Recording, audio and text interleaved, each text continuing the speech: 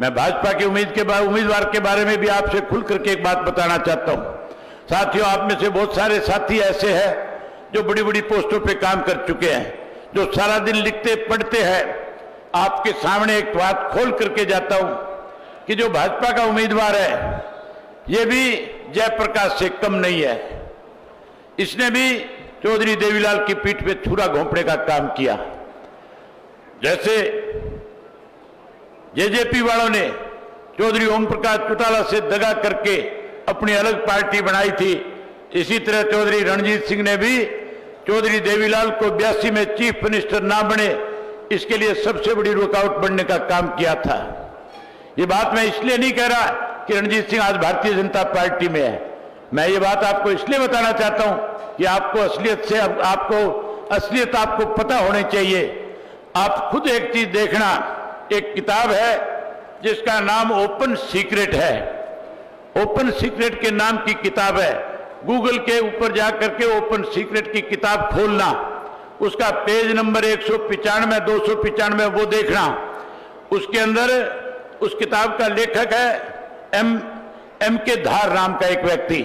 ये एम के धार कोई और नहीं, इंदिरा गांधी जब देश की प्रधानमंत्री थी उस वक्त में ज्वाइंट सेक्रेटरी के पद पे होता था, आईबी के अंदर काम करता था, जो देश की सर्वोच्च एजेंसी है उसमें ज्वाइंट सेक्रेटरी, ज्वाइंट कमिश्नर के पद पे काम किया इसने समय में अपनी किताब में लिखा है कि मेरी भी ड्यूटी इंदिरा गांधी जी ने लगाई थी सन 1982 में कि चौधरी देवीलाल किसी तरह हरियाणा के मुख्यमंत्री ना बने।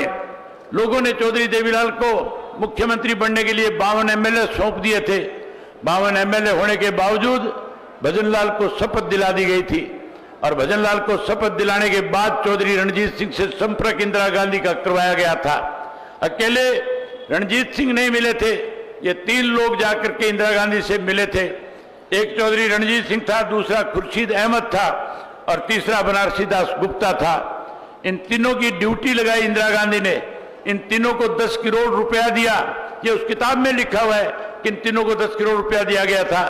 5-5 लाख रुपया और इस बात का दिया गया था कि आप एमएलए तोड़ करके लाओ।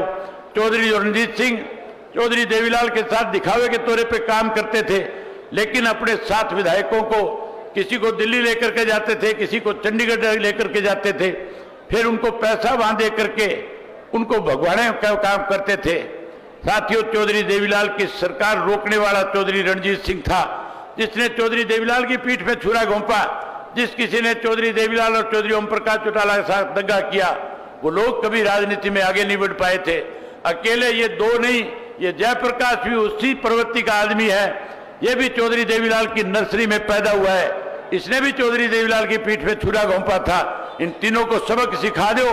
ऐसे लोगों को जब तक सबक नहीं मिलेगा, चौधरी देवीलाल की आत्मा को शांति नहीं मिलेगी।